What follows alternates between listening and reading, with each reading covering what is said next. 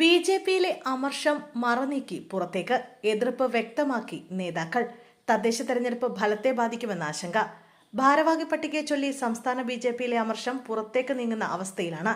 കഴിഞ്ഞ ദിവസം media panellist WhatsApp ഗ്രൂപ്പിൽ നിന്നും പി.ആർ. ശിവശങ്കർ സ്വയം ഒഴിഞ്ഞതിന് പിന്നാലെ ഇന്നലെ പദവിയില്ലാത്തതിന്റെ എതിർപ്പ് സൂചിപ്പിച്ച് വക്താക്കളായിരുന്ന യുവരാജ് ഗോകുലും ഉല്ലാസ് ബാബുവും ഫേസ്ബുക്ക് പോസ്റ്റിട്ടു.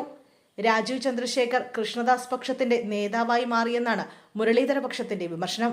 മാരാർജി ഭവൻ ഉദ്ഘാടനത്തിൽ നേതാക്കൾ ഒരുമിച്ചാണ് എത്തിയെങ്കിലും ഉള്ളിൽ കടുത്ത അമർഷം പുകയുന്നുണ്ടായിരുന്നു. അമിത്ഷാ എത്തുന്നതിന്റെ തലേന്ന് പ്രഖ്യാപിച്ച പട്ടികയിൽ മുരളീധര പക്ഷത്തെ കൂട്ടത്തോടെ വെട്ടിയതിലാണ് രോഷം. യുവാക്കൾക്കും പുതുമുഖങ്ങൾക്കും പ്രാധാന്യമെന്ന പേരിൽ മുരളീധര പക്ഷത്തെയും മറ്റൊരു വിഭാഗം നേതാക്കളെയും ഒതുക്കിയെന്നാണ് പരാതി. പട്ടികയിലെ 90% കൃഷ്ണദാസ് പക്ഷ നേതാക്കളാണ്. രാജീവ് ചന്ദ്രശേഖർ ആ ഗ്രൂപ്പിന്റെ നേതാവായെന്നാണ് മുരളി പക്ഷ വിമർശനം. എൻ രാധാകൃഷ്ണൻ, സി ശിവൻകുട്ടി, ജെ.ആർ. പത്മകുമാർ, പി രഘുനാഥ്, നാരായണൻ നമ്പൂതിരി, പി.ആർ. ശിവശങ്കർ, ഉല്ലാസ് ബാബു, യുവരാജ് ഗോകുൽ എന്നിവരെല്ലാം പുറത്തായി.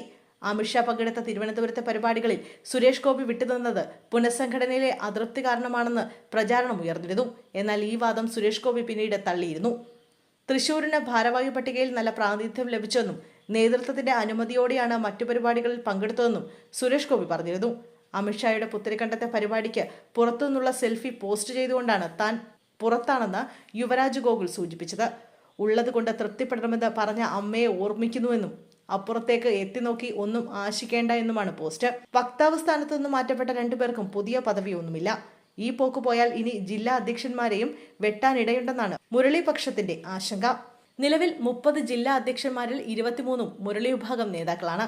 രാജീവ് ചന്ദ്രശേഖറിന് കേന്ദ്രത്തിന്റെ പിന്തുണയുള്ളത് കാരണം ഇപ്പോൾ പരാതി നൽകിയാലും ഇടപെടലിന് സാധ്യതയില്ലെന്ന് ഇവർ വിലയിരുത്തുന്നു. എന്നാൽ തർക്കം കൂടുതൽ മുറുകിയാൽ തദ്ദേശ തെരഞ്ഞെടുപ്പ് ഫലത്തെ അടക്കം ബാധിക്കുമെന്ന് വിലയിരുത്തപ്പെടുന്നു. തെരഞ്ഞെടുപ്പ് ഫലം മറിച്ചായാൽ രാജീവ് ചന്ദ്രശേഖറിനുള്ള കേന്ദ്ര പിന്തുണ കുറയുമെന്ന് മറുവിഭാഗങ്ങൾ കണക്കുകൂട്ടാൻ സാധ്യതയുണ്ട്. ഇത് തെരഞ്ഞെടുപ്പ് ഫലത്തെ കാര്യമായി ബാധിക്കാൻ സാധ്യതയുണ്ട്. പുത്തരിക്കണ്ടത്ത് നടന്ന പൊതുസമ്മേളനത്തിൽ മുൻ അധ്യക്ഷൻ കെ സുരേന്ദ്രനെ അമിത്ഷാ അഭിനന്ദിക്കുകയും കെ സുരേന്ദ്രന് വേണ്ടി കൈയടിക്കാൻ പ്രവർത്തകരോട് ആവശ്യപ്പെടുകയും ചെയ്ത വീഡിയോ റീലുകളാക്കി മുരളീധര സുരേന്ദ്ര വിഭാഗം സോഷ്യൽ മീഡിയയിൽ പങ്കുവച്ചതും അസ്വാരസ്യങ്ങൾ മറനീക്കി പുറത്തുവരുന്നതിന്റെ തെളിവാണ്.